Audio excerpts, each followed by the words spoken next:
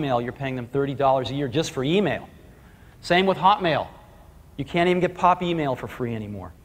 iDrive, they don't charge you anything. They're out of business, as are every other one of the internet drive companies. And so the world's really different, and we're going to have to reflect that too.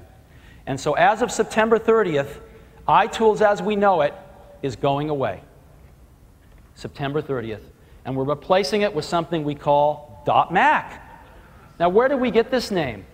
Well, Microsoft's got .NET, and they're talking about all these internet services, which is exactly what iTools has done all along. And we thought, you know, let's jump in this boat. That's exactly what we're doing, and we're actually delivering stuff. We actually know what it means. And so we're going to call it .Mac.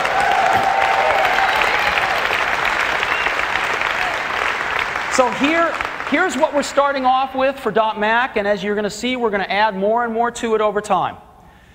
Email, mac.com, IMAP, POP, and webmail. We've got a fantastic webmail client, so from any computer, anywhere in the world, you can access your mail on mac.com. Next up is iDisk. We're going to take it from 25 megabytes to 100 megabytes. We've also made it really fast. It's really fast on everything, but it's extremely fast on Jaguar.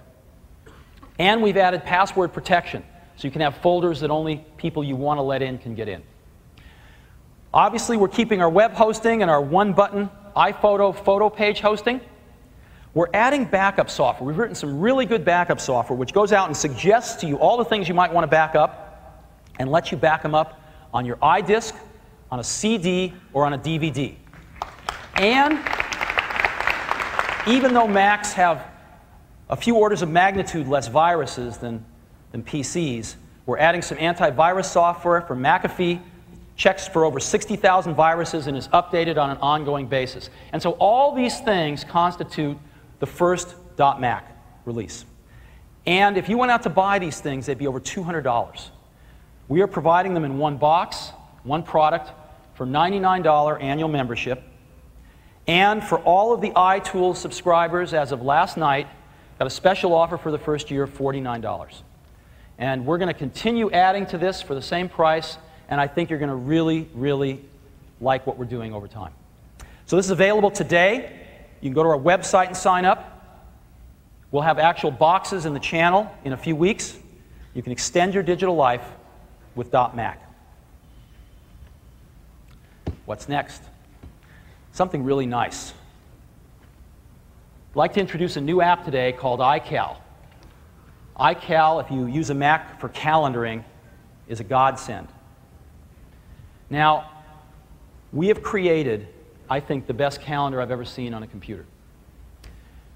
And we started off with the premise that modern life fills multiple calendars. You can't put your life on one calendar anymore. And to schedule your life, you've got to see all the calendars that make up your life. And so iCal says, okay, you've got a work calendar, you've got a personal calendar, you've got a kid's calendar, I've got a Macworld calendar. And it lets you see any or all of them. This is iCal. It's a single window app, just like iTunes and iMovie and iPhoto. Very easy to use.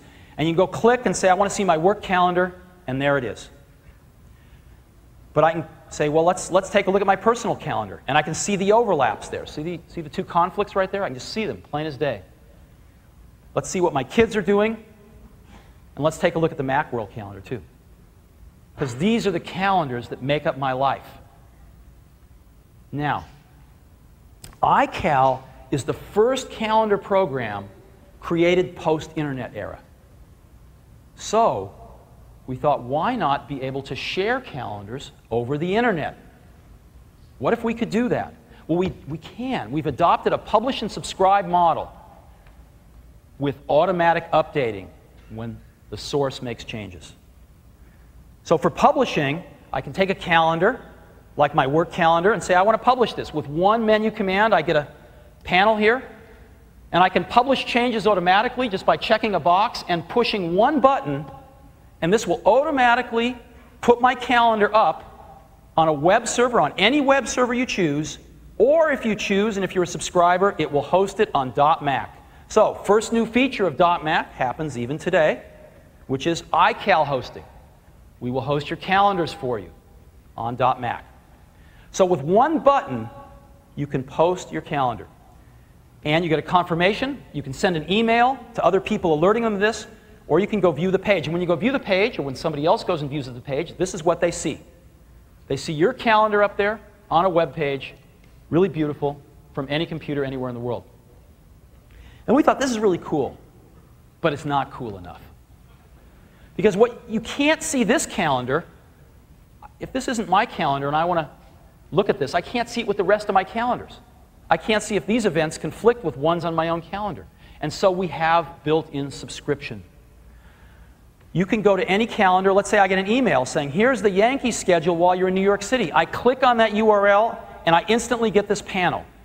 And it says, you want to subscribe to this calendar? How often do you want to refresh it?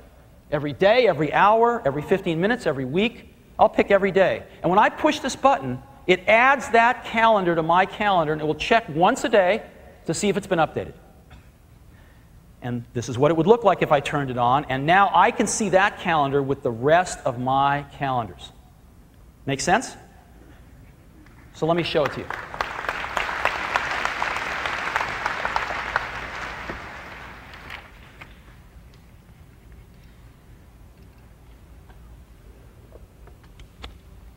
So this is iCal right here. Got my work calendar up. It's very easy to add events here. I could just drag out an event here. I could say that I want to take that event and I want to make it an event that happens weekly on Monday, Wednesday, and Friday, and just schedule it like that or delete it. I can move things around very easily, change the times, move the days, whatever I want to do. Very, very simple. And I can add my personal calendar here. And you notice I've got some overlaps here. And I can just decide which calendar is on top. And I can just resolve the overlaps like that. Or I can just live with them and deal with them like we do every day. I can add the kids, and again, the Macworld calendar. I can search on anything and find any event super fast with these calendars. But let me go ahead and show you what it's like to publish a calendar. Let's just take this calendar here. And all I do is go up into the calendar menu and I say publish. And I get this menu. I want to publish my calendar. I want to publish changes automatically. So every time I make a change, it'll update what's on the web server. I'm going to publish on .Mac. And all I do is push one button here. And boom, my calendar's been published. And I can send an email to colleagues or friends. Or I could visit that page right now with a browser. And this is that calendar page on the browser. And I can look at it by day, right here, if I want to just look at one day, or week, or month, right? Anything I want, right off a web page from any computer in the world. So that's my calendar published. But now, what if I want to subscribe to a calendar? Well, I've got my life going on here, and let me go into email, and somebody sends me an email about summer school. And I'm going to have to go search for it. And here's summer school schedule. So here's your child's 6th grade summer school schedule.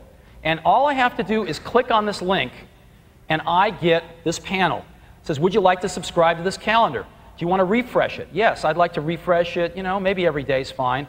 And when I push this button, it adds this calendar, which is the Yankees schedule, to my calendar, and it will go check every day to see if it's been updated. And it's that simple. Whoa!